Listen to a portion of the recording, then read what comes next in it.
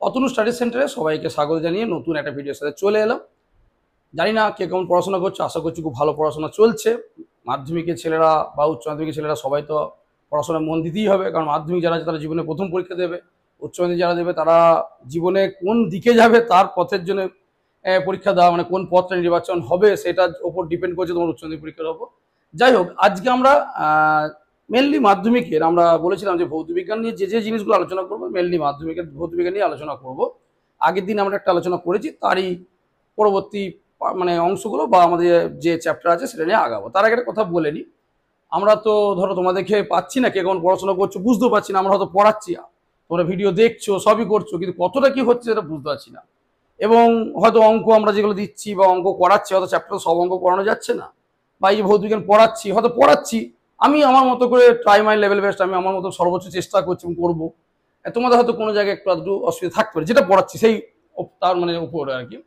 তা সেইটার জন্য আমরা একটা প্রচেষ্টা নিয়েছি যে আমাদের একটা নতুন একটা চ্যানেল একটা আমাদের লঞ্চ করা হচ্ছে বা আমরা স্টার্ট করেছি, ঠিক আছে। তা সেখানে আমরা টেলিগ্রাম চ্যানেলে একটা আমাদের চ্যানেল খুলেছি, তোমাদের ডেসক্রিপশনে দেখবে দেওয়া থাকবে, ডেসক্রিপশনে তোমাদের ওই চ্যানেলটা সম্পর্কে তোমাদের দেওয়া থাকবে, তোমরা সেখান থেকে বিস্তারিত জানতে পেরে যাবে। অনেক ছাত্রছাত্রী অলরেডি সেখানে যুক্ত হয়ে গেছে।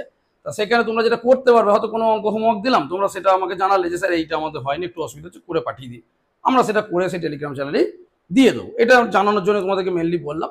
তা যাই হোক, চল আমরা চলে আসি আমাদের আজকে টপিক্সের ওপর। আজকে টপিক্স হচ্ছে কি না, আলো। আমরা আলোর ওপর আগের দিন একটা ভিডিও করেছি এবং তোমরা সবাই দেখেছো অনেকেই, আশা করি ভালো লেগেছে। সেটা খুব ছোট্ট করে করেছিলাম প্রথম দিন বলে, যে আলোর প্রতিফলন এবং প্রতিসরণ ব্যাপারটা কি, তাকে পাশাপাশি রেখে তার সূত্রের মধ্যে কি মিল কি অমিল এই ব্যাপারগুলো নিয়ে একটু আলোচনা করেছিলাম, ঘনমাধ্যম লঘু মাধ্যম এইগুলো।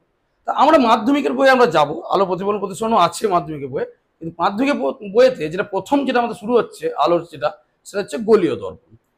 এখন গোলীয় দর্পণ কি, দেখো আমাদের এই যে জিনিসগুলো ভৌতবিজ্ঞান, মেনলি ভৌতবিজ্ঞানে আমাদের সবই হচ্ছে বাস্তবিক, অর্থাৎ আমরা বাস্তবে যা যা নিয়ে চলি, যা যা করি, সবই কিন্তু আমরা মানে ভৌতবিজ্ঞানের সাথে ব্যাখ্যা করতে পারি। তা আমাদের বাড়িতে আমরা যেটা দেখি, দেখবে চামচ, স্টিলের চামচ, স্টিলের চামচ যদি এইদিকে ছবি দেখো তাহলেও দেখতে হবে, উল্টো দিকে দেখলেও দেখতে হবে। বা মারা যে রান্না বান্না করে যে হাতটা, স্টিলের হাতটা, তারও দেখবে কিরকম দেখতে লাগে, একটা গোল মতো, অর্থাৎ দেখে মনে হয় না যে একটা বল, অর্থাৎ গোলক। ফুটবল ক্রিকেট বল কেমন হয়, গোলক, গোল নয় কিন্তু বৃত্ত নয়, গোলক। তা যদি স্টিলের ওটাকে ভাবি একটা গোলক, তাকে কেটে নেওয়া হয়েছে। এবার কেটে নেওয়ার ফলে কি হয়েছে না, সেটা দেখতে এরকম দাঁড়িয়েছে। অর্থাৎ কিরকম দাঁড়িয়েছে, যদি আমি ছবিতে আঁকি তাহলে ঠিক দেখা যাবে যে এরকম গোলকের, গোলক তো অ্যাকচুয়ালি কি না, তিনটে ডাইমেনশন থাকে গোলকের, ঠিক আছে। এরকম দেখতে লাগে, হাতার একটা ডাটি থাকে।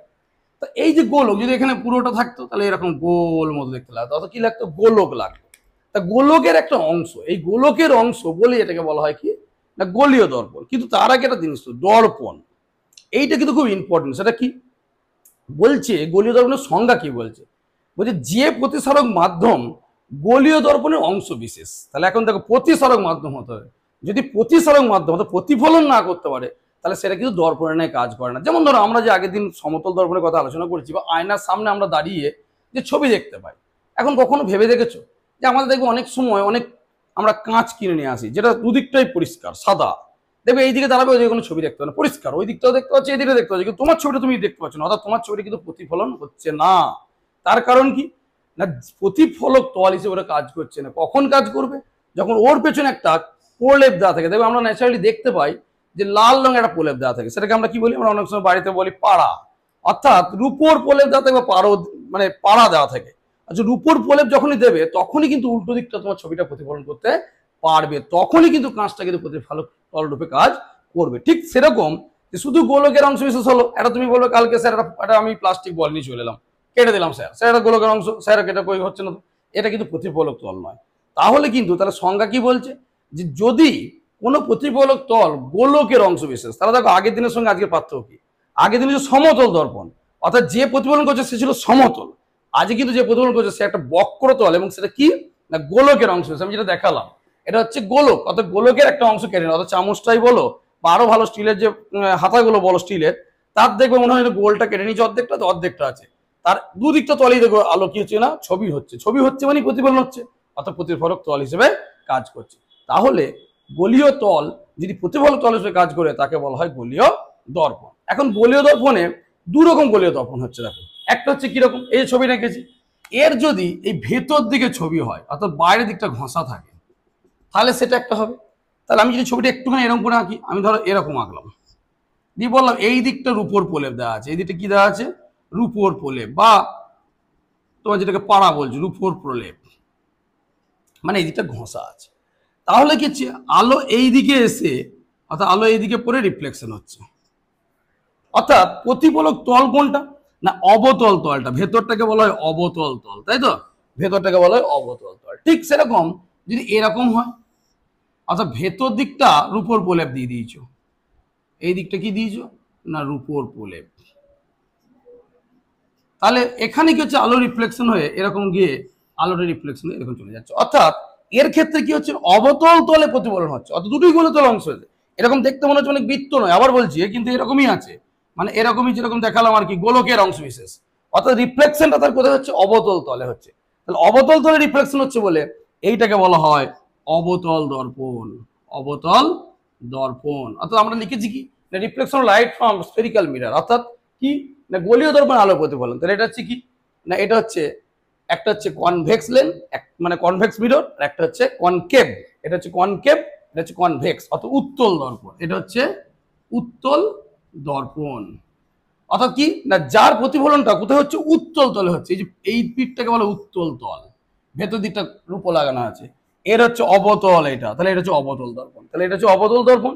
অর্থাৎ অবতল পিঠে যেখানে প্রতিফলন হচ্ছে প্রতিফলন তল হিসেবে কাজ করছে তখন তাকে অবতল দর্পণ বলছে, অর্থাৎ এটা হচ্ছে কনকেভ মিরর, এটা হচ্ছে কনভেক্স মিরর। ঠিক আছে, তাহলে এই হচ্ছে দুটো পার্থক্য। এবার আমরা আসবো কিসে না এটা যেটা বলবো বলছিলাম সেটা কি না আমরা এই যে দর্পণ পেলাম অবতল দর্পণ উত্তল দর্পণ দুটো এতক্ষণ ধরে বোঝালাম যে যদি অবতল খাঁজটা প্রতিফলন তল হিসেবে কাজ করে অবতল দর্পণ, যদি উত্তল তল হিসেবে কাজ করে তাহলে উত্তল দর্পণ, সেটা হলো। এবার এদের এই চারটে বিষয় কি কি, একটা হচ্ছে মেরু বা পোল, সেটা কি আমি একটু আগে বললাম যে দর্পণ মানে হচ্ছে কি বললাম না গোলীয় দর্পণ, তাই তো, এগুলো সব গোলীয় দর্পণ, গোলকের অংশ বিশেষ প্রতিফলক তলটা। এবার দেখো আমি একটা প্রথমে কি করছি না এমনি গোল আঁকছি, দেখে মনে হচ্ছে বৃত্ত, কিন্তু বৃত্ত নয়। আমি আবার বলছি পাশে যদি তার কাটা অংশটা দেখায় তাহলে তুমি বুঝতে পারবে। ঠিক এরকম, অর্থাৎ কি যেমন বললাম যে গোলকের অংশ বিশেষ, অর্থাৎ একটা গোলক তার অংশ বিশেষ এইটা এরকম, এইটা গোল, এটা কিন্তু পুরোটা হচ্ছে স্পেরিক্যাল, অর্থাৎ কি এটা গোলক অর্থাৎ ফুটবল এর মতো। এখন এর এই কাটা অংশটা আমি কি করছি আমি একটু আগে বোঝালাম যে যদি অবতল দর্পণ রিফ্লেকশন করে তাহলে অবতল দর্পণ, যদি উত্তলটা করে উত্তল, তাহলে যেই হোক সেটা গোলকের অংশ বিশেষ। এখন যদি আমি এরকম বলি অর্থাৎ কি বললাম না এইটা ঘষা আছে, তাহলে এর রিফ্লেকশনটা কোন দিকে হচ্ছে অবতল দর্পণে হচ্ছে, অবতল দর্পণে হচ্ছে, তাহলে এটাকে বলছি অবতল। এটা কি বললাম যে যদি ভেতর দিকটা ঘষা থাকে অর্থাৎ উপর প্রলেপ দেওয়া থাকে তাহলে কি হবে না এই দিকটাই করছে, তাহলে এটা উত্তল। এখন এই যে গোলকের অংশ এইখান থেকে এইটুকু পেয়েছো, অর্থাৎ এই যে ইয়েটা কার্ভটা অর্থাৎ যেটা যে তলটা প্রতিফলক তল হিসেবে কাজ করছে, অর্থাৎ এই প্রান্ত যদি আমি এখানে M1 এখানে M2 দিই তাহলে এই যে অংশটা তার যে ঠিক মিডিল পয়েন্ট যেটাকে কি বলা হয় পি বলা হয়, মিডিল পয়েন্ট সেটা কি বলছি পি, অর্থাৎ পোল মেরু, অর্থাৎ যেটুকু অংশ আমি গোলকে কেটেছি অর্থাৎ এইখান থেকে এতটা কেটেছি, তাহলে এর এই তলটা আমার রিফ্লেকশন তো যেখানেই পড়বে সেখানেই করবে, যেখানেই পড়বে সেখানেই রিফ্লেকশন করবে, অর্থাৎ যে জায়গাতেই করবে কেন সেটা কি করবে না এই যে এইখান থেকে এইটুকু অংশ আমি গোলকের থেকে কেটে নিয়েছি, অর্থাৎ দর্পণের এইটুকু পার্ট আমার কি হয়েছে না গোলকের অংশ থেকে পেয়েছি। তাহলে যার প্রতিফলক তল হচ্ছে এইটুকু, এইটুকু তলের মধ্যে প্রতিফলন করছে, এই যে এইটুকু অংশ প্রতিফলন করছে তার যে মিডল পয়েন্ট অর্থাৎ একদম মাঝের বিন্দু মধ্যবিন্দু তাকে বলা হয় পোল বা মেরু। দু ক্ষেত্রেই তাই একই, এরও এইটুকু থেকে এইটুকু অংশ নিয়েছি, তাহলে এদের যে মিডিল পয়েন্ট তাকে বলছে পোল বা মেরু। এবার আছে বক্রতা কেন্দ্র। দেখো বক্রতা কেন্দ্র, কেন্দ্র আমরা কি জানি বৃত্ত শুনেছি, বৃত্তের কেন্দ্র, তেমনি গোলকেরও কেন্দ্র আছে অর্থাৎ মিডিল পয়েন্ট, অর্থাৎ মিডিল যে বিন্দু থেকে গোলকের প্রত্যেক মানে তল যে তলেই যাও মানে তল বলতে তো পুরোটাই বক্রতল, এই তলের দূরত্ব, অর্থাৎ আমি যদি এখানে এটা তো দেখাতে পাচ্ছি না, এটা দেখে মনে হচ্ছে না বৃত্তের মতো, যেখান থেকে এটা হচ্ছে রেডিয়াস, এটা হচ্ছে রেডিয়াস অর্থাৎ বক্রতা কেন্দ্র, ঠিক আছে। তাহলে ব্যাসার্ধ, এবার এইটা হচ্ছে কি কেন্দ্র, এটাকে ওটাকে বলছে কেন্দ্র। তাহলে এর যে গোলকটা অংশটা কেড়ে নিয়েছি এটা যদি গোটাটা থাকতো তাহলে এরকম হতো, এবার এই মাঝখান থেকে দেখো এর যে কোনো দূরত্বই কিন্তু কি সমান, অর্থাৎ এইটাকে বলছে কেন্দ্র। অর্থাৎ যে পয়েন্ট থেকে গোলকের যে পার্শ্বতলটা আছে তার প্রত্যেকটাই দূরত্বই সমান, সেইটাকে বলছে সেন্টার অর্থাৎ কেন্দ্র, অর্থাৎ কি বলছে সেন্টার অফ কার্ভেচার। ঠিক আছে, তাহলে গোলক এই যে দর্পণ, এই দর্পণ একটা গোলকের অংশ, এই দর্পণ একটা গোলকের অংশ, তাহলে যে গোলকের অংশ তার যে সেন্টার অর্থাৎ কেন্দ্র তাকে বলছে কি না ওই দর্পণটার অর্থাৎ উত্তলী হোক অবতল হোক তার হচ্ছে বক্রতা কেন্দ্র।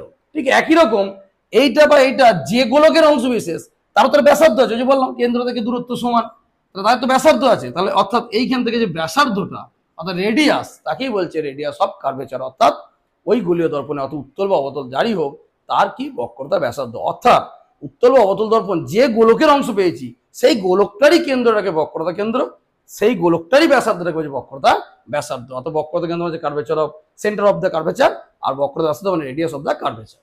এবার হলো প্রধান অক্ষ। প্রধান অক্ষ তুমি বললে আমি ধরে নিচ্ছি স্বাভাবিক যে এইখানটা করে সেন্টার আছে, অর্থাৎ যে গোলকটা আছে যে গোলকের অংশ এটা তার সেন্টারটা হচ্ছে সি, সি দিয়ে আমরা সাধারণত বলি, এখানে সি বলবো আমরা। ঠিক আছে, কি বলবো এখানে সি বলবো। তাহলে কি বললাম এইটুকু অংশ নিয়েছি, এটা গোলকের অংশ, তার যে কেন্দ্র তাকে বক্রতা কেন্দ্র বলে, তার যে ব্যাসার্ধ বক্রতা ব্যাসার্ধ বলে। এই কেন্দ্রের সঙ্গে মেরুকে যোগ করলে যে লাইন পাবো, অর্থাৎ কেন্দ্রের সঙ্গে মেরুকে যোগ করলে যে লাইন পাবো তাকে বলা হয় প্রধান অক্ষ অর্থাৎ প্রিন্সিপাল অফ অ্যাক্সিস। ঠিক আছে, আরেকটা কথা এখানে লিখিনি বলে নি একটুখানি, সেটা কি ধরো এই যে পেজ হয়েছে, এই যে পেজ জিনিসটা এইটাকে বলছে কি না এটাকে বলছে উন্মেষ অর্থাৎ রৈখিক উন্মেষ, অর্থাৎ রেখাগতভাবে উন্মেষ, কতটা জুড়ে ওর প্রতিফলক তল সেটা হচ্ছে রৈখিক উন্মেষ। আর যদি এর সঙ্গে সেন্টারটাকে যোগ করে দিই যে কোনটা পাবো, কার মানে যে অ্যাঙ্গেলটা পাবো, অর্থাৎ কার সঙ্গে যোগ করছি না এন্ড পয়েন্ট দুটো, যে তলটা আছে M1 M2 অর্থাৎ M1 থেকে একদম শুরু করে এইটা, তাহলে এইটা হচ্ছে কি তোমার রৈখিক উন্মেষ, অর্থাৎ এই যে কতটা লেন্থ হচ্ছে তথা হচ্ছে রৈখিক উন্মেষ। আর এইখানে যে সেন্টারের সঙ্গে যোগ করছো তখন যে কোণ উৎপন্ন হয়েছে তাকে বলছে কৌণিক উন্মেষ। ঠিক আছে, এবার আমরা যাব কিভাবে রিফ্লেকশনটা হচ্ছে। আমরা যেটা দেখবো সেটা হচ্ছে গোলীয় দর্পণের প্রতিফলন কিভাবে হয়। দেখো আগের দিন ওই জন্য ছোট্ট করে একটা টপিক আমরা সমতল দর্পণ আলোচনা করেছিলাম, সেটা একটু পাশে একটুখানি ছোট এঁকে দেখায় যে আমাদের কেমন ছিল।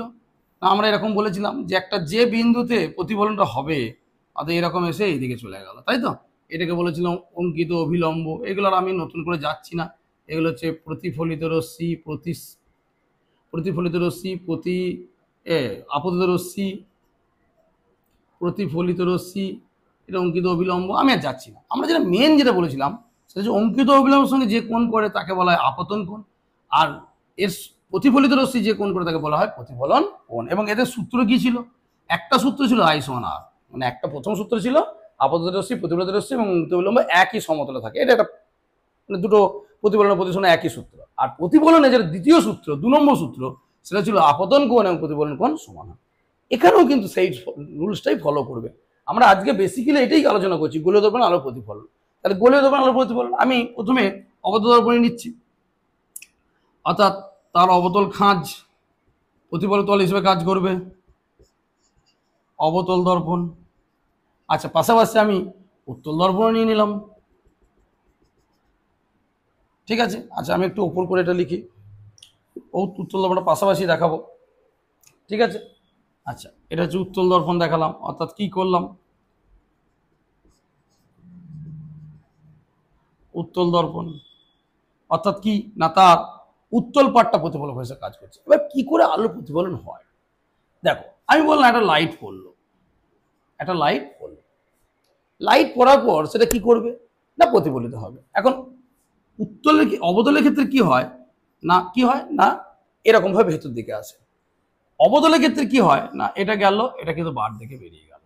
অর্থাৎ আমি আরো ডিটেলসে আসছি, এখন যেটা আমি শুধু প্রতিফলনটা ব্যাপারটাকে ব্যাখ্যা করি কিভাবে প্রতিফলন হয়। তাহলে আমার কথা হচ্ছে এটা হচ্ছে আপতিত রশ্মি, এটা কি প্রতিফলিত রশ্মি। তুমি বলেছে এর মতো যদি হলো, হ্যাঁ হলো। এবার আপতন কোণ আর প্রতিফলন কোণ কিভাবে নির্ণয় করব। আচ্ছা, আপতন কোণ প্রতিফলন কোণ ওখানে কিভাবে নির্ণয় করেছিলাম, আপতন কোণ প্রতিফলন কোণ নির্ণয় করেছিলাম যে বিন্দুতে আমার রশ্মিটা প্রতিফলিত হয়েছে এবং সেখান থেকে বেরিয়ে গেছে সেই বিন্দুতে যে প্রতিফলক তলটা ছিল, অর্থাৎ এই যে প্রতিফলক তল তার উপরে লম্ব নিয়েছে, অর্থাৎ প্রতিফলক তলের সাথে 90, তাকে বলেছিলাম অঙ্কিত অবিলম্ব। সেই অবিলম্বের সঙ্গে আপতিত রশ্মি যে কোণ করে তাকে বলেছিলাম আপতন কোণ, আর প্রতিফলিত রশ্মি যে কোণ করে তাকে বলা হয় প্রতিফলন কোণ। তাহলে এখানেও তাই হবে। তাহলে এখানে আপতিত রশ্মি অঙ্কিত অবিলম্বের সঙ্গে যে কোণ করে, এখন অঙ্কিত অবিলম্ব কে আছে এটাই আমরা অনেক সময় বুঝি না। অনেক স্যাররা একটু অমিট করে বা অ্যাভয়েড করে চলে যান, বলে দেন এইখানে একটা কি করবে না, এখানে আমি যেটা প্রধান অক্ষ টানি, তাহলে এইখানে সেন্টার আছে, সেন্টারের সঙ্গে যোগ করে দেবে, তাহলেই তোমার এটা হয়ে গেল অঙ্কিত অবিলম্ব।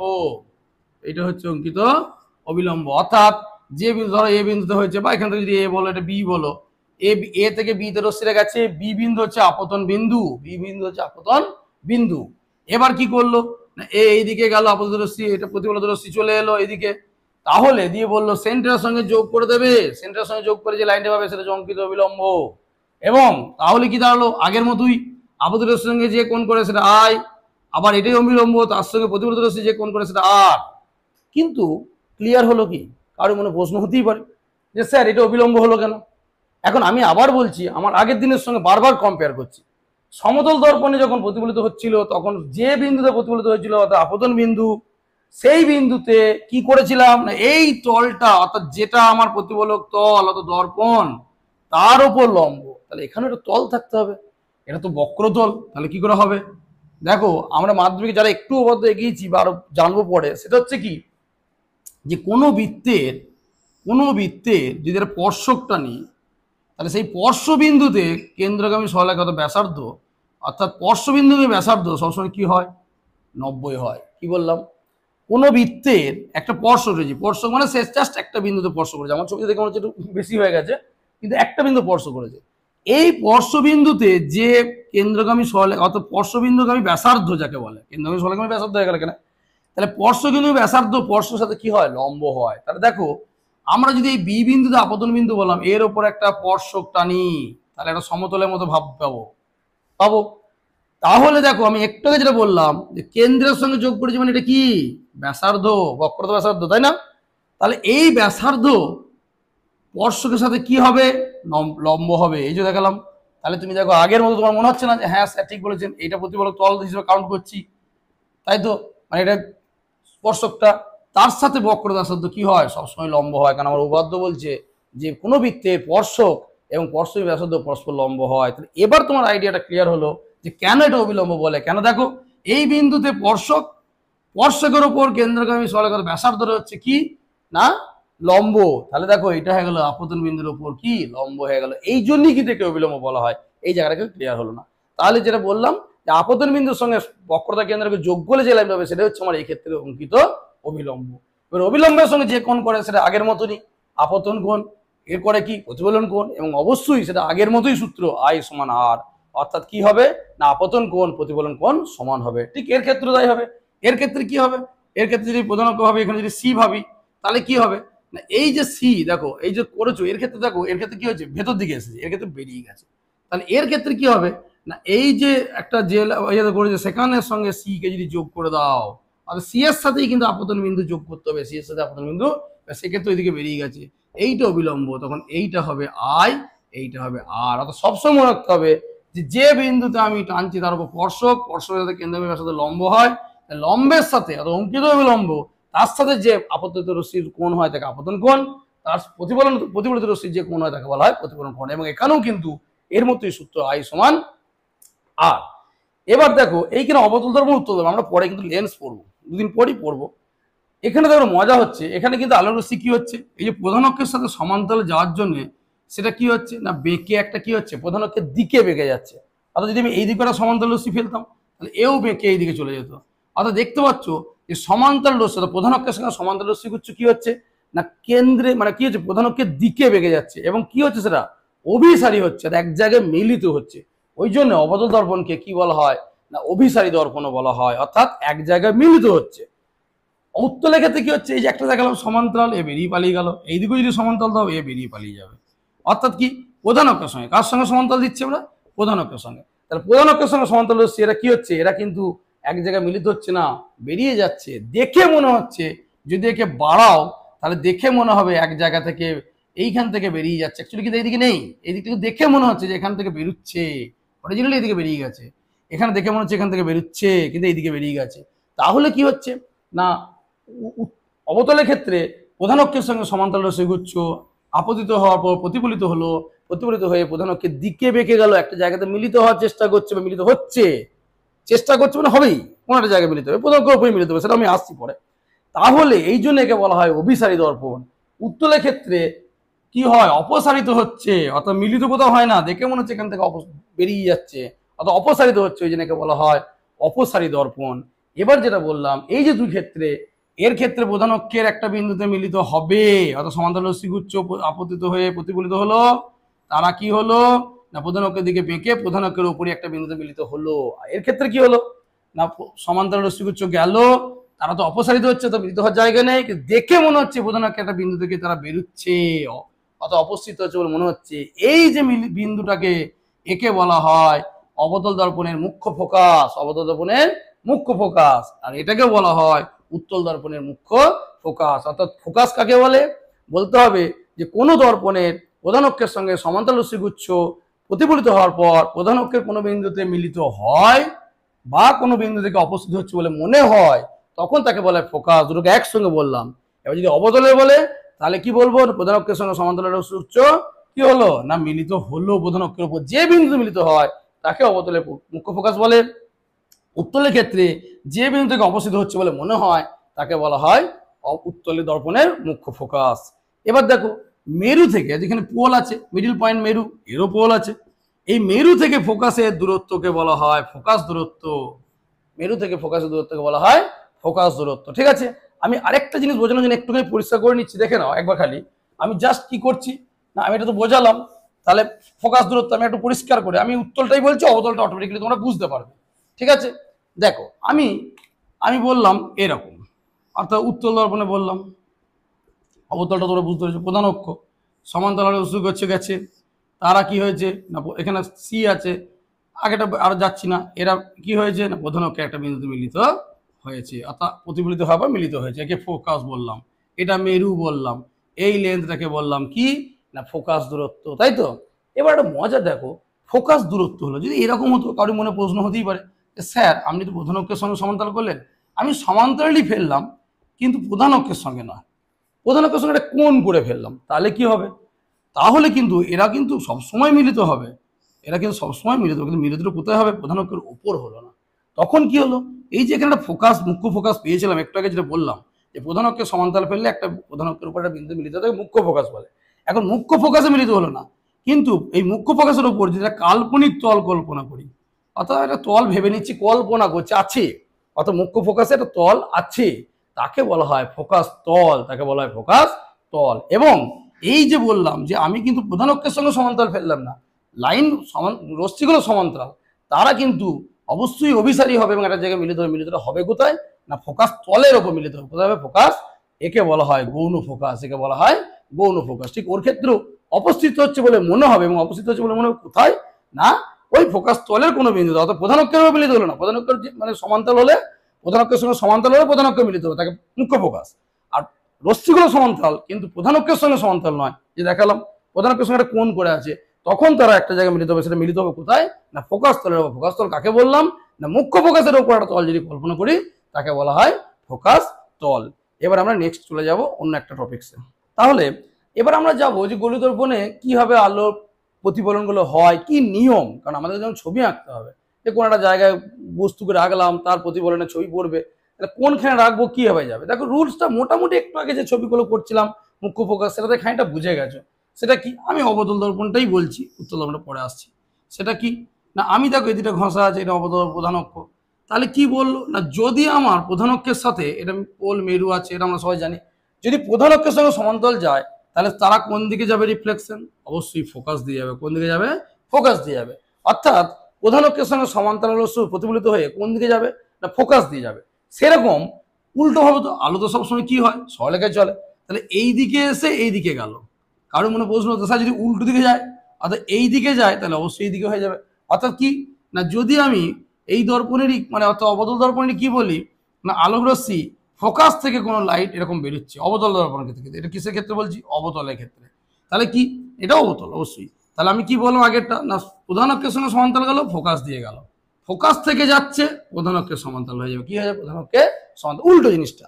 আর আরেকটা রুলস যেটা আছে সেটা কি না বক্রতা কেন্দ্র দিয়ে যদি কোনো রশ্মি পাস হয়, অর্থাৎ এই বক্রতা কেন্দ্র সি, এখানে এফ আছে, যদি বক্রতা কেন্দ্র দিয়ে কোনো লাইট যায় তাহলে সে সেই পথেই ফিরে আসবে। অথবা বক্রকেন্দ্র দিকে গেলে কি হবে না লাইটের কোনো দিকের পরিবর্তন হলো না, অর্থাৎ যেদিকে গেল সেদিকেই ফিরে এলো। এগুলো অবতলের ক্ষেত্রে বললাম।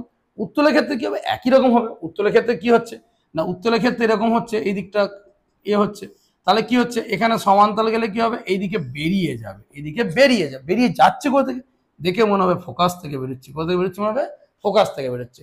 ঠিক উল্টোটা, যদি কোনো লাইট ফোকাস থেকে বেরোয় মনে হয় তাহলে সেটা কি হবে না সেটা কিন্তু সমান্তরাল হয়ে যাবে, সেটা কিন্তু কি হয়ে যাবে সমান্তরাল হয়ে যাবে। অর্থাৎ যদি মনে হয় যে এইখান থেকে ধরো কোনো একটা রশ্মি উল্টো দিকে, উল্টো পথটা, অর্থাৎ এরকম, বারবার বলছি দুটো জিনিসই উল্টো পথ, অর্থাৎ আমার এই দিকে গেল কার দিকে প্রধান অক্ষের সমান্তরালে বেরিয়ে গেল, কিন্তু গেল কোথা থেকে দেখে মনে হচ্ছে ফোকাস থেকে বেরোচ্ছে। তাহলে কোনো রশ্মি যদি এরকম করে পড়ে অর্থাৎ দেখে মনে হচ্ছে ফোকাসের দিকে যাচ্ছে, দেখো এখানে তো উল্টো উল্টো জিনিস আর কি। এখানে কি বললাম সমান্তরাল গেল ফোকাস দিয়ে গেল, যাবে, ফোকাস থেকে গেল সমান্তরাল হয়ে গেল। এর ক্ষেত্রে কি প্রধান অক্ষের সঙ্গে সমান্তরাল, ফোকাস থেকে বেরোচ্ছে বলে মনে হচ্ছে, তাহলে এবার কি উল্টো দিকে অর্থাৎ এই দিকে আসছে, অর্থাৎ ফোকাসের দিকে লাইটটা পড়ছে, তাহলে সমান্তরাল হয়ে যাবে। তাহলে কি হয়ে যাবে সমান্তরাল হয়ে যাবে। ঠিক আছে, এরকম। আর এর ক্ষেত্রে ওই বক্রতা কেন্দ্রের ব্যাপারটা কেমন, বক্রতা কেন্দ্রের ব্যাপারটা এরকম আসবে। অর্থাৎ কি রকম না এই যে বক্রতা কেন্দ্রগামী, অর্থাৎ এইখান থেকে ধরো একটা রশ্মি, এখানে সি আছে, এখানে এফ আছে, তাহলে দেখে মনে হচ্ছে বক্রতা কেন্দ্রের দিকে যাচ্ছে। এটা কিন্তু অরিজিনাল, এখানে পড়লো, এটা কিন্তু দেখে মনে হচ্ছে সি এর দিকে যাচ্ছে, সি এর দিকে যায়নি, ভেতর দিকে যাবে না, এটা মনে হচ্ছে সি থেকে সি এর দিকে যাচ্ছে, তাহলে এই দিকে গেলে এই দিকেই ফিরে যাবে। অর্থাৎ বক্রতা কেন্দ্রগামী রশ্মি তার কিন্তু কি হবে না বক্রতা কেন্দ্র দিয়ে ফিরে যাবে, মানে বক্রতা কেন্দ্র দিকেই ফিরে, অর্থাৎ কোনো রশ্মি কোনো পরিবর্তন হবে না। এর ক্ষেত্রে যেমন সমান্তরাল ফোকাস দিয়ে গেল, ফোকাস থেকে সমান্তরাল গেল, ফোকাস থেকে গেলে সমান্তরাল গেল, এখানে সমান্তরাল গেলে ফোকাস থেকে বেরোচ্ছে বলে মনে হলো, ফোকাসের দিকে গেলে সমান্তরাল হয়ে গেল, অর্থাৎ লাইটের কি হচ্ছে দিক পরিবর্তন হচ্ছে। কিন্তু বক্রতা কেন্দ্র অর্থাৎ অবতলের ক্ষেত্রে কি হবে, অবতলের ক্ষেত্রে বক্রতা কেন্দ্র থেকে গেলে বক্রতা কেন্দ্র দিকে ফিরে আসবে। ঠিক বক্রতা কেন্দ্র দিকে যাচ্ছে মনে হলে বক্রতা কেন্দ্র থেকেই ওই দিকে মনে হচ্ছে বক্রতা কেন্দ্র দিকে ফিরে আসছে। এবার আসছে উপাক্ষী রশ্মি। উপাক্ষী রশ্মি কি না বলছে যদি কোনো রশ্মি মেরুর খুব কাছাকাছি আপতিত হয়, অর্থাৎ এই যে মেরু দেখিয়েছিলাম আমরা, কি দেখিয়েছিলাম না একটা যে আমাদের দর্পণগুলো আছে তার যে অংশটা প্রতিফলক তল, যতটুকু অংশ এই প্রতিফলক তল পেয়েছি সবই তো গোলীয় তলের অংশ, তাহলে যত কিরকম এই যে এই ব্যাপারটা বলবো যে এই যে মেরু ছিল আমরা দেখাচ্ছিলাম এইখানে এতটা দূরে, দূরে যদি না হয় খুব কাছাকাছি, এত মেরুর একদম কাছাকাছি আপতিত হয় তখন তাকে বলবো উপাক্ষীয় রশ্মি। মানে উপাক্ষীয় রশ্মি বলতে গেলে মেরু দিয়েই যাচ্ছে প্রায়, হয়তো মেরু নয় সামান্য পায় এরকম, তাকে বলছে উপাক্ষী রশ্মি। উপাক্ষী রশ্মি কি না ওটা কিন্তু কৌণিক উন্মেষ যেটা বললাম ওটা কিন্তু আবার বলছি ওটা কিন্তু লেন্সের ক্ষেত্রে যাবো 10 ডিগ্রি কম যদি কোনো কৌণিক উন্মেষ হয়ে যায় তখন তাকে ক্ষুদ্র লেন্স বা পাতলা লেন্স এরকম বলবো। কিন্তু এক্ষেত্রে যেটা হচ্ছে লেন্সের পরে পাটে পড়াবো আমরা, উপাক্ষী রশ্মি হচ্ছে মেরুর খুব কাছাকাছি। এখন এর একটা প্রমাণ আছে, খুব ইম্পর্টেন্ট প্রমাণ। সেই ইম্পর্টেন্ট প্রমাণটা কি না আমরা একটু আগে পড়ে এলাম যে এইটা যে গোলকের অংশ বিশেষ তার কেন্দ্র সি, ফোকাস এফ, এইখান থেকে মেরুর দূরত্বকে বলা হয় ফোকাস দূরত্ব, আর এইটা হচ্ছে বক্রতা ব্যাসার্ধ। মেরু থেকে সি পর্যন্ত দূরত্ব হচ্ছে বক্রতা ব্যাসার্ধ। আমাদের যে প্রমাণটা আছে সেটা হচ্ছে এফ সমান r/2 বা r সমান 2f। ভেরি ভেরি ইম্পর্টেন্ট প্রমাণ এবং খুব সহজ। আমি দুটোকেই দেখাবো তোমাদেরকে যে কিভাবে আসছে। এইটা কিন্তু ছেলেরা বুঝতে খুব অসুবিধা করে। তাহলে আমরা দেখো একটা ছবি আঁকি, আমি অবতলের ক্ষেত্রে দেখিনি তো উত্তরের ক্ষেত্রে বলছি আমি, ঠিক আছে। বেশ যদি মানে বেশিরভাগকে তো অবতলই দেয়, উত্তরটাও তোমাকে করে রাখতে হবে। সেটা কিরকম না সেটা হচ্ছে দেখো প্রথমে একটা দর্পণ আঁকলাম, প্রথমে তুমি এরকম দেখিয়ে দেবে। এবার কি করবে না একটা আলোক রশ্মি গেল, আমি ওই জন্যই বললাম যে আলোক রশ্মির গতিপথ কিরকম হয় সেটা কিন্তু খুব ভালো করে শিখতে হবে। যাকে বললাম যেমন প্রধান অক্ষের সমান্তরাল গেলে কোন দিকে যাবে ফোকাস দিয়ে যাবে, কোন দিকে যাবে ফোকাস দিয়ে যাবে। এবং সি এর সঙ্গে যোগ করলে একটু আগে শিখিয়েছি, সি এর সঙ্গে যোগ করলে আপতন বিন্দু যোগ করলে অর্থাৎ এ থেকে বি গেল, তাহলে কি হবে এটা হবে আই কোণ, এটা হবে আর কোণ। একটু আগে দেখিয়েছি যে এটা হচ্ছে অঙ্কিত অবিলম্ব, সি এর সাথে যোগ করে যেটা হচ্ছে অঙ্কিত অবিলম্ব। তাহলে রুলস তোমরা সবাই জানো। এবার দেখো যখন তুমি এটা পেলে, আমি এটা এফ নাম দিয়েছি, দেখো আমি বললাম এ বি সি সমান আই, সি বি এফ সমান হচ্ছে আর, এই দুটোই কি হবে আই সমান আর। কি জন্য হবে না প্রতিফলনের সূত্র। তাহলে কি হবে না এ বি সি সমান হচ্ছে C B F, C B F, এই দুটো সমান হলো। এবার দেখো এটা কিন্তু সমান্তরাল, তাহলে এটা ছেদ করেছে, এটা সমান্তরাল, এর সঙ্গেই তো সমান্তরাল, প্রধান অক্ষের সঙ্গে সমান্তরাল। তাহলে এই যে কোণটা করছে দেখো ভালো করে দেখো, এইটা সমান্তরাল, এইটা চলে ছেদক হচ্ছে, এইদিকে চলে যাচ্ছে। তাহলে দেখো তুমি লক্ষ্য করো ভালো করে যে এইটা দেখো এইটা একটা বক্র এ রয়েছে, তাহলে এইটা তাহলে এই কোণটার সঙ্গে এই কোণটা কি হচ্ছে জেড তৈরি করছে। ভালো করে লক্ষ্য করো, এইটা এ বি লাইন সি এর সাথে এটা প্রধান অক্ষের সঙ্গে সমান্তরাল, প্রধান অক্ষের সঙ্গে কে সমান্তরাল এবি, তাহলে এই কোণটা আই, তাহলে এই কোণটাও কত হবে আই হবে, এই কোণটা কত হবে আই হবে, তাহলে এইটা আই হলে এইটা আই হলো, তাহলে অ্যাঙ্গেল এবিসি সমানই হবে বিসিএ। ভালো করে লক্ষ্য করো, আবার বলছি, এইটার সঙ্গে প্রধান অক্ষ সমান্তরাল, এইটা ছেদক, এটাও ছেদ করছে, এদের ছেদ করলে কি হচ্ছে এইটার সঙ্গে এইটা, এই কোণটার সঙ্গে গোটা কোণটা হয়ে যাবে, তাহলে আমার গোটা কোণটা নিলাম নেই, এটাও হবে এই গোটা কোণটার সঙ্গে এই গোটা কোণটা সমান, কিন্তু আমি একটু যাচ্ছি না, সেটার একটা নিয়ম আছে, বহিস্থ কোণ বিপরীত অন্তঃস্থ সমষ্টি সমান, তাহলে আই প্লাস আর মানে এটাও আই প্লাস আর হবে, তাহলে এটা আর হলে এটাও আই হবে, ওই গ্রুপতেও করা যেত। কিভাবে বললাম, এই গোড়াটা হচ্ছে আই প্লাস আর, তাহলে এটা হচ্ছে আই প্লাস আর, কারণ এটা কি একান্তর কোণ, কিন্তু আমি অত গ্রুপতে যেতে চাইছি না, আমি আমি আরো সহজে পাচ্ছি, এটা প্রধান অক্ষের সমান্তরাল, এটা ছেদক, তাহলে এটা কি তৈরি করেছে জেড, পাশে দেখিয়েছি এটা তৈরি করেছে জেড, তাহলে এই কোণটার সঙ্গে এই কোণটা সমান, তাহলে এটা আই হলে এটাও আই, তাহলে এটা আই এটা আর, এরা দুজন কি প্রতিফলনের সূত্র অনুযায়ী সমান, তাহলে এই দুটো যদি সমান হয় তাহলে দেখো একটা ত্রিভুজ তৈরি হয়েছে, দেখো বিসিএফ, ত্রিভুজ বিসিএফ এর, ভালো করে দেখো বিসিএফ এর, তার কি হয়েছে আই সমান আর, আই সমান আর, তাহলে এই দুটো বাহু কি হবে সমান হবে।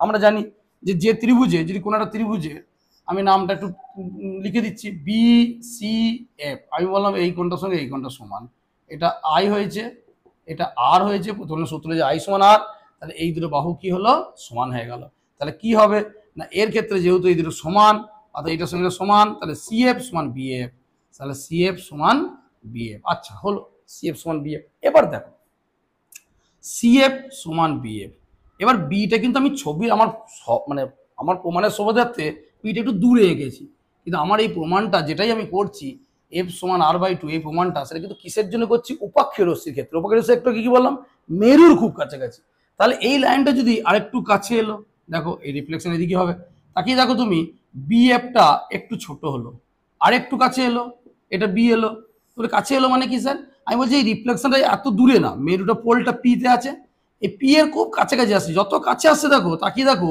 এই পি এফ আর বিএফ সমান হচ্ছে, পি এফ আর বিএফ কিন্তু আস্তে আস্তে সমান হতে যাচ্ছে, কেন এটা একটু মনে হচ্ছে এই করতে করতে যখন বিটা পি এ চেপে গেল, মানে বি আর পি সমান হয়ে গেল, ওই যে বললাম উপাক্ষের রশ্মি একদম পি দিয়ে যাচ্ছে, তাহলে বিটা আস্তে আস্তে নামতে নামতে নামতে নামতে দেখো যত নামছে, এই ক্ষেত্রে দেখো বিএফটা একটু বড় ছিল পিএফটা ছোট ছিল, দেখি ছবি দেখি মনে হচ্ছে, যখন এইখানে নামলো তখন পিএফটা দেখো বিএফটা একটু ছোট হলো, পিএফটা তো একই থাকছে, আবার যখন এখানে নামলো তখন বিএফটা আরেকটু ছোট হলো, এই করতে করতে বিটা যখন পি এর ওপরেই চেপে গেল, তাহলে বিএফ আর পিএফ কি হয়ে যাবে সমান হয়ে যাবে, বিএফ আর পিএফ কি হয়ে যাবে সমান হয়ে যাবে, বিএফ আর পিএফ সমান হয়ে গেল। ঠিক আছে, এবার আমাকে বলো পিএফ মানে কি গো, পিএফ মানে এফ, পিএফ মানে এফ অর্থাৎ বক্রতা ফোকাস দূরত্ব, অর্থাৎ কি ফোকাস দূরত্ব, এই যে পিএফ মানে কি বলেছি ফোকাস দূরত্ব, আর সিপি মানে কি বলেছি আর, সিপি মানে আর, তাহলে তুমি পেলে যে তোমার বিএফটাও যা পিএফটাও তাই, তাহলে দেখো একটাকে পেয়েছো বিএফ আর সিএফ সমান, এখন পেলে পিএফ সমান, কি পেলে পিএফ সমান, তাহলে সিএফও যা পিএফও তাই সমানই এফ, তাহলে এটাও এফ এটাও এফ, তাহলে দুটো এফ মিলিয়ে কি হলো আর হলো, দুটো এফ মিলিয়ে কি হলো আর হলো। আমি একটু ছবিটা আরেকটু পরিষ্কার করি, পরিষ্কার করে আরেকবার জাস্ট যেটাই বললাম সেটাকে আমি ফ্রেশ ভাবে বলে দিই, তাহলে আরো জিনিসটা ক্লিয়ার হবে। দেখো আমি ছবিটা গেলে জাস্ট একটু পরিষ্কার করছি, দেখো ছবিটা কি করলাম আমি আবার আঁকি, আমি এরকম করে গেল এ থেকে বি তে গেল, রিফ্লেকশন এফ দিয়ে গেল, সি থেকে হলো এটা সি ছিল, এবার আমি যেটা বললাম এটা আই এটা আর, এটার সঙ্গে এটা কি বললাম একান্তর কোণ, তাহলে এই দুটো সমান হলো, এই দুটো বাহু সমান হলো, তাহলে কি পেলাম না সিএফ সমান কি পেলাম বিএফ। এবার দেখালাম বিটা যদি আস্তে আস্তে নামতে নামতে নামতে পি এর কাছাকাছি চলে আসে, তাহলে বিএফ সমানই আবার কি হয়ে যাবে পিএফ হয়ে যাবে, অর্থাৎ সিএফ এর সঙ্গে বিএফ সমান ছিল, বিটা নামতে নামতে পি তে চলে এলো উপাক্ষীয় রশ্মি বলে, তাহলে বিএফ সিএফ ও যা বিএফ ও তাই পিএফ ও তাই। তুমি বলো কেন স্যার এটা বিএফ তো বড় লাগছে, আমি আবার বললাম এটা ছবি আঁকার সুবিধা একটু বড় করে রেখেছি, কিন্তু আলটিমেটলি বিটা কিন্তু আছে পি এর কাছাকাছি, তাহলে বি এর কাছাকাছি মানে বিএফ আর পিএফ সমান, তাহলে এটাও এফ এটাও এফ, তাহলে F plus F, F plus F সমান কি হয়ে গেল সিপি অর্থাৎ আর, তাহলে টু এফ সমান আর, এফ সমান আর বাই দুই, এফ সমান আর বাই দুই। এটা যেমন হলো উত্তলের ক্ষেত্রে তাই, এবার উত্তলের ক্ষেত্রে ছবিটা একটুখানি আলাদা মতো হয়, সেটা কি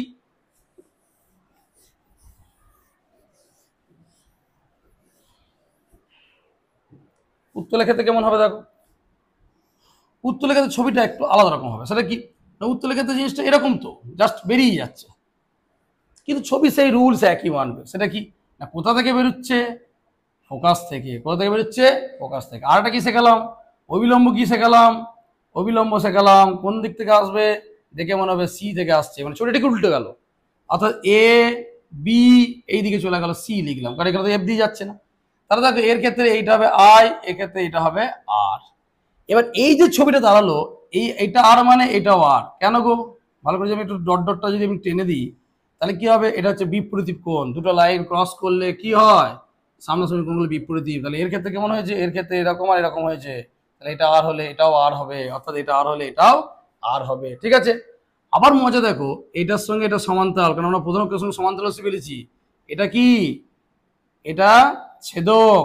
তাহলে দেখো এই কোণটার এই কোণটা কি কোণ? অনুরূপ কোণ। অর্থাৎ এটা আই হলে এটা অনুরূপ কোণ, এটার সঙ্গে এটা সমান্তরাল, এটা ছেদক। তাহলে এই কোণটার সঙ্গে এই কোণটা কি হবে? অনুরূপ কোণ হয়ে যাবে। কি কোণ হয়ে যাবে? এই কোণটার সঙ্গে এই কোণ অনুরূপ। তাহলে আই সমান এটা, তাহলে এটা সমান আই সমান আর। তাহলে আবার দেখো এই যখন আই সমান আর হলো, তাহলে সি এফ সমান বি এফ হয়ে গেল। অটোমেটিকলি আবার আগের মতো বিটা যদি আস্তে আস্তে নামতে নামতে পি এর দিকে চলে আসে, তাহলে B F R P F সমান হয়ে যাবে। তাহলে এটা এফ আর এফ হয়ে যাবে। তাহলে টু এফ সমান আর হয়ে গেল।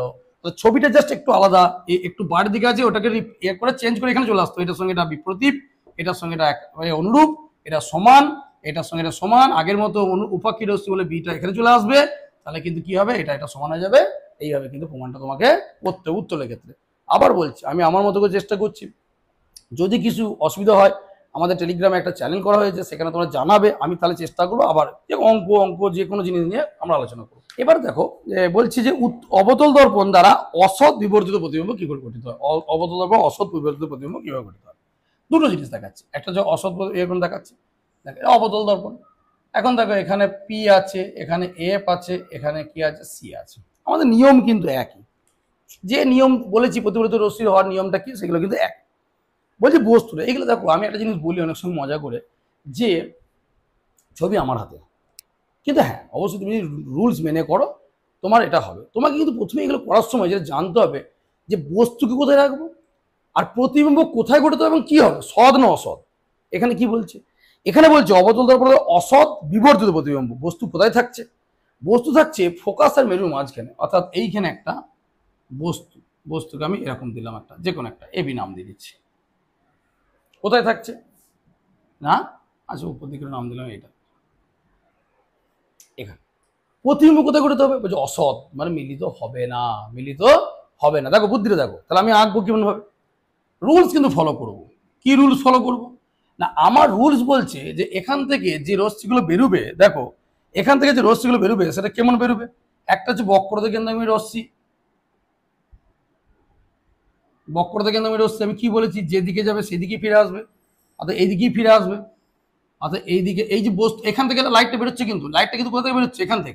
এখান থেকে এই দিকের রশ্মি বেরোলো, একটা এইদিকে বেরোলো, মানে একটা গেল কোন দিকে না? বক্রতা কেন্দ্রগামী হয়ে বক্রতা কেন্দ্র দিয়ে পাস করে গেল।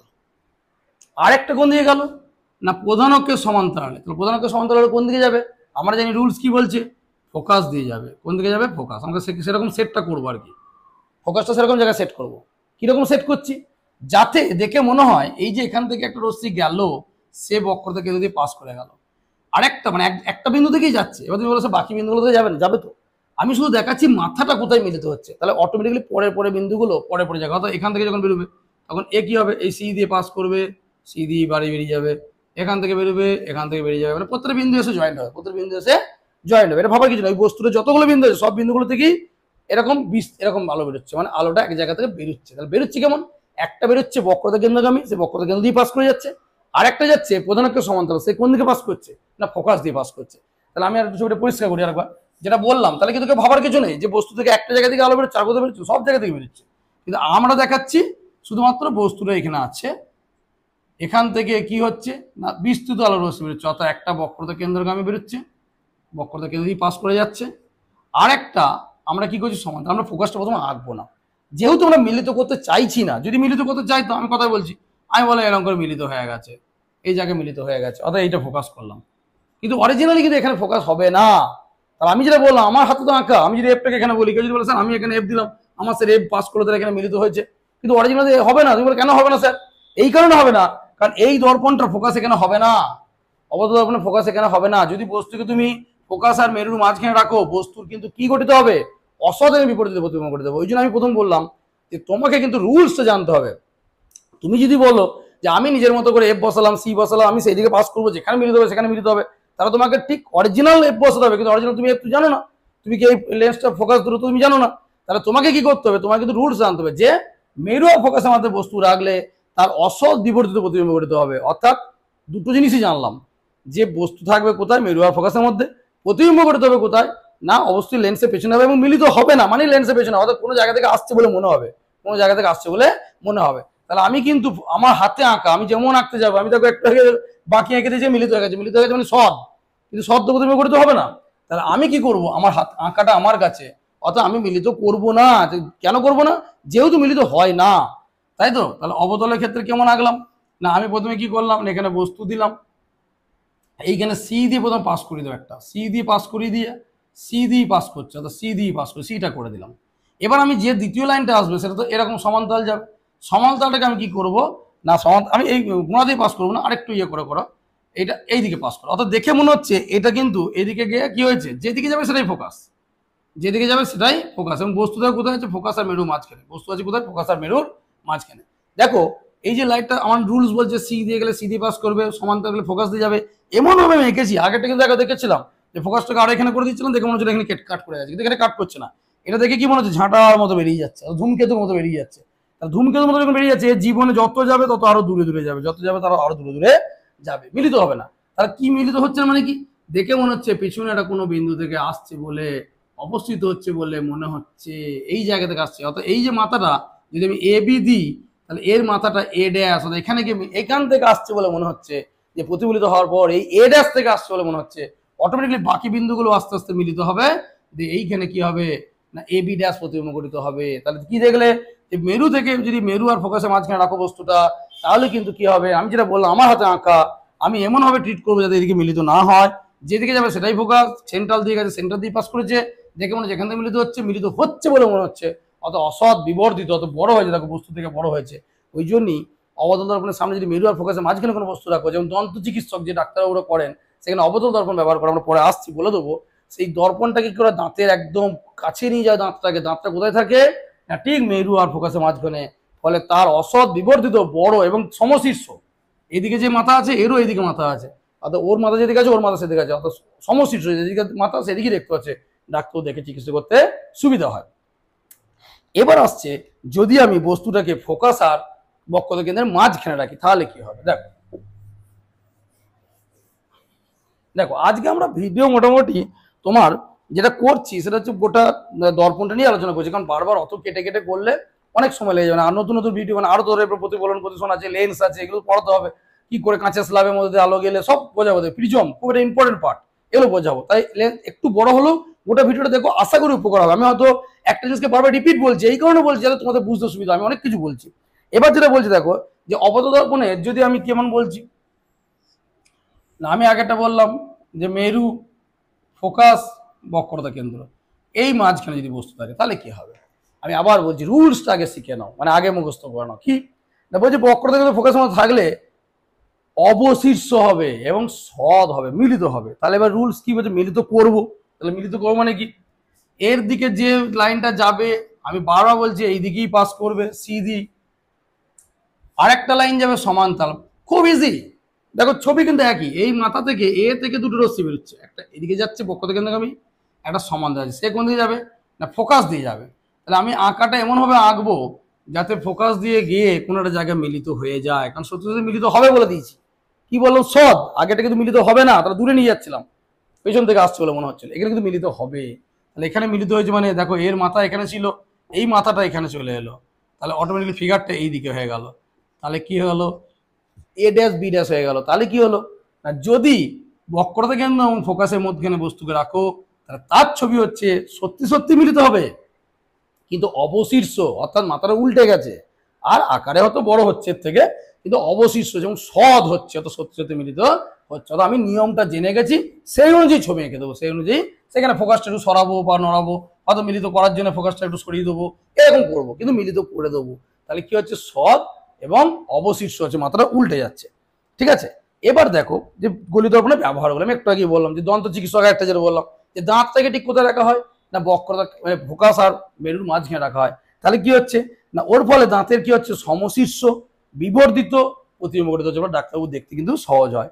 এছাড়া গাড়ি স্কুটার ইত্যাদি ব্যবহৃত উত্তল দর্পণ কি করা হয় না, যে চালক আছে মানে যে আমরা যে লুকিং গ্লাস বলি, যে ভিউ ফাইন্ডার বলি, এটা কিন্তু এইগুলো কিন্তু অনেকভাবে প্রশ্ন আসে, ফট করে দিতে ভিউ ফাইন্ডার হিসেবে কি ব্যবহার করা হয়, দন্ত চিকিৎসক কি হিসেবে ব্যবহার করা হয়, গাড়ি হেডলাইটে কি ব্যবহার করা হয়, অর্থাৎ যেগুলো তোমাকে যদি এমনি ব্যবহার বলে, তুমি অবতল দর্পণের ব্যবহার কি বলবো? অবতল দর্পণ একটা হলে দাঁতের চিকিৎসা ক্ষেত্রে ব্যবহার করলে, আর একটা যে মোটর গাড়ি হেডলাইটে কিন্তু কি ব্যবহার করা হয় না অবতল দর্পণ ব্যবহার করা হয়। তাহলে অবতল দর্পণ দুটো ব্যবহার গেল। উত্তল দর্পণের ব্যবহার কোনটা না একটা হচ্ছে ভিউ ফাইন্ডার আছে, অর্থাৎ যে আমরা লুকিং গ্লাস বলেছি, আমরা মোটরসাইকেল চালাচ্ছি লুকিং গ্লাস দেখছি, সেখানে কিন্তু উত্তল দর্পণ ব্যবহার করা হয়। আর উত্তল দর্পণ ব্যবহার করা হয় স্ট্রিট লাইট। দুটো লাইটের ফাংশনিং কিন্তু আলাদা। আমি একটুখানি জাস্ট বলে নিচ্ছি। দেখো এবার গাড়ি স্কুটিতে ভিউ ফাইন্ডার থেকে ব্যবহার করা হচ্ছে কেন? এখানকার ছবিটা কেমন হচ্ছে? এখানকার ছবিটা খুব মজার। সেটা কি? উত্তল দর্পণ। তাহলে দন্ত চিকিৎসা ক্ষেত্রে বললাম, আর হেডলাইটটা আমি ব্যাখ্যা করছি। আগে উত্তল দর্পণটা ব্যাখ্যা করে নিই। উত্তল দর্পণে কেমন হচ্ছে? উত্তল দর্পণে এরকম আছে। উত্তল দর্পণে কি হচ্ছে না এখান থেকে দূর থেকে বস্তু আসছে, অর্থাৎ গাড়ি ঘোড়া আসছে, সেখান থেকে লাইট আসছে। সেখান থেকে লাইট এসে কি হলো না এ তো সবসময় রিফ্লেকশনে বেরিয়ে যাবে। আবার একটা এলো, সে ধরো এরকম জায়গায় পড়েছে, পড়ার পর সে কি হয়েছে না সে এদিকে বেরিয়ে গেছে। এবার এই যে বেরিয়ে গেছে এটা দেখে মনে হচ্ছে কি না এই জায়গা থেকে আসছে বলে মনে হচ্ছে, এই জায়গা থেকে আসছে বলে মনে হচ্ছে। অর্থাৎ এইখানেতে তোমার বস্তুটাকে দেখতে পাবে। অর্থাৎ বস্তুটা দেখো এই যে লাইনটা আসছে তো অনেক বড় জায়গা থেকে আসছে, এসে দেখে মনে হচ্ছে এইটুকু জায়গা মিলিত হচ্ছে। এইটা হচ্ছে উত্তল দর্পণের ফাংশনিং। এই জন্য ভিউ ফাইন্ডারে কি হয় না বস্তুটা তুমি কি দেখতে পাও, এখানে বলতে দেখো যে দূরের বস্তু আগে উত্তল দর্পণের উপর আপাতত হয়ে দর্পণের পিছনে সোজা, এই যে সোজা হয়েছে, বস্তু এদিকে মাথা আছে, এদিক থেকে আসছে, সোজা হয়েছে। অর্থাৎ গাড়িটা যেদিকে আছে, এখন গাড়িটা তুমি উল্টো দিকে দেখতে পেতে, নাহলে উত্তল দর্পণে কিন্তু তা হয় না, গাড়িটা যেরকম সেরকম সোজা দেখতে পাচ্ছ, কিন্তু আকারে ছোট প্রতিবিম্ব, ছোট্ট দেখতে পাচ্ছ। ফলে তুমি অরিজিনালি তার দূরত্ব মেজার করছো। যদি অবতল দর্পণ ব্যবহার করো তো বড় বড় দেখতে পাবে, তুমি বুঝতে পারলে মনে হচ্ছে গাড়িটা পেছনে চলে আসে। কিন্তু গাড়ির সঠিক অর্থাৎ গাড়ি পেছনে থাকে আগতার গাড়ির দর্পণ আপাতত হলে দর্পণের পিছনে থাকে সমস্ত গাড়ি সোজা আকারে ছোট প্রতিবিম্ব তৈরি হয়। এবং উত্তল দর্পণের ক্ষেত্রে বিস্তারটা অনেক, বিস্তার মানে অনেকটা এরিয়া জুড়ে নিতে পারে। সেই ছবিটা কেমন এরকম আর কি। যদি এরকম উত্তল দর্পণ হয় তাহলে কিন্তু কি হচ্ছে না এরকম লাইট গিয়ে এরকম দূর থেকে লাইট আসছে, এখান থেকে লাইট আসছে, ঠিক আছে, লাইট আসছে, ফলে এখানে কিন্তু তোমার চোখে গিয়ে মিলিত হচ্ছে। অর্থাৎ এই জায়গায় তোমার চোখটা আছে, এখানে তোমার চোখটা আছে, তাহলে এখানে তুমি দেখতে পাচ্ছ। অর্থাৎ অনেকটা এরিয়া থেকে লাইট এসে তোমার চোখে কিন্তু পড়ছে। অর্থাৎ তুমি লুকিং গ্লাসে অনেকটা পিছনে এরিয়া তুমি কভার করতে পারছো। এটা হচ্ছে উত্তল দর্পণের ব্যবহার। তাহলে উত্তল দর্পণে যেটা হলো যে উত্তল দর্পণে ছোট এবং আকারে ছোট এবং সোজা প্রতিবিম্ব দেখতে পাচ্ছ, তার জন্য তুমি অরিজিনাল বস্তুটার কি হচ্ছে না গাড়িটা পেছনে কতটা দূরে গাড়িগুলো আছে সেটা তুমি মেজার করতে পারছো। হেডলাইটে কি হয়? হেডলাইটে উত্তল ব্যবহার করা অবতল ব্যবহার করা হয়। ফলে কি হলো লাইটটা এরকম জায়গায় রাখা হয়েছে যাতে ফোকাসে রাখা হয়েছে। কোথায় রাখা হয়েছে? ফোকাসে। ফোকাসে রেখে কি হচ্ছে লাইট পড়ছে, বিভিন্ন লাইট এরকম করে পড়ছে। কোথায় পড়ছে? প্রতিফলক তল। প্রতিফলক তল কোনটা? অবতল তল। তাহলে কি হচ্ছে সমান্তরাল হয়ে বেরিয়ে যাচ্ছে। কি হচ্ছে? সমান্তরাল হয়ে। কারণ আমরা জানি যে ফোকাস থেকে কোনো লাইট বেরোলে তা কি হবে? সমান্তরাল। আমার তো দরকার গাড়ি হেডলাইট কি দরকার সোজা লাইটটা যাবে, আমার চারিপাশে ছড়িয়ে পড়া দরকার নেই, সোজা যাবে চক, মানে যত সমান্তরাল যাবে তত জোরালো আলো দেখতে পাবো। ফলে কিন্তু আমরা কিন্তু সেটাকে ভালোভাবে দেখতে পাবো। তাহলে এখানে কিন্তু অবতল ব্যবহার করা হয়। কিন্তু স্ট্রিট লাইট যেগুলো লাইট জ্বলছে সেখানে কিন্তু আমার জোরালো লাইট দরকার নাই, লাইটের জন্য ছড়িয়ে পড়ে, ছড়িয়ে পড়ার জন্য এরকম ব্যবহার করা হয়। অর্থাৎ এখানে রাখা হয়, এইখান থেকে যেরকম পড়ে তাহলে ঠিক উল্টো পথে অনেকটা জায়গা জুড়ে ছড়িয়ে পড়বে। অর্থাৎ একটা জায়গা থেকে বেরিয়ে অনেকটা জায়গা জুড়ে ছড়িয়ে পড়বে। তাহলে দেখো স্ট্রিট লাইটের ফাংশনে কিন্তু আলাদা। স্ট্রিট লাইটে কি ব্যবহার করা হয়? উত্তল ব্যবহার করা হয়। কারণ একটা ফোকাসে রেখে দিচ্ছ, এখান থেকে ছড়িয়ে পড়ছে। ফোকাস মানে একটা জায়গা থেকে বেরিয়েছে, ছড়িয়ে পড়ছে। ছড়িয়ে পড়ার জন্য লাইটটা জোরালো কম হোক, কিন্তু লাইটটা কিন্তু অনেকটা জুড়ে এরিয়া জুড়ে কাজ করবে। ঠিক আছে, তাহলে আজকে মোটামুটি আমি গোটা আলোর যে দর্পণটা সেই দর্পণটা নিয়ে আলোচনা করে দিলাম। তোমাদের যদি কিছু অসুবিধা থাকে আমরা আবার বলছি, আমাদের কিন্তু টেলিগ্রামে একটা চ্যানেল করা হয়েছে, তোমাদের ডেসক্রিপশনে দিয়ে দেওয়া হবে। সেই চ্যানেলটাতে তোমরা তোমাদের যা যা ইনকোয়ারি, আমরা যে অঙ্কগুলো পড়াচ্ছি বা ভৌতবিজ্ঞান পড়াচ্ছি, কিন্তু খুব ভালোভাবে লেগে থাকো। আজকে হয়তো টপিকটা একটু বড় হলো, আমি চেষ্টা করলাম খুব ভালোভাবে বোঝানো, আশা করি তোমরা খুব ভালোভাবে বুঝতে পারবে। এরপরে আমরা নেক্সট যেদিন ভিডিও আনবো আবার সেদিন কিন্তু আলোর পর চ্যাপ্টারগুলো আমরা করাবো এবং এমনকি ভৌতবিজ্ঞান অঙ্ক নিয়েও আমরা আলোচনা করবো। হয়তো আস্তে আস্তে হবে। তোমরা আমাদের সাথে থেকো এবং যারাই ভিডিও দেখছো তারা অবশ্যই সাবস্ক্রাইব করে রাখবে। ফলে কি হবে তোমরা নতুন ভিডিওগুলো আসার সাথে সাথেই পেয়ে যাবে।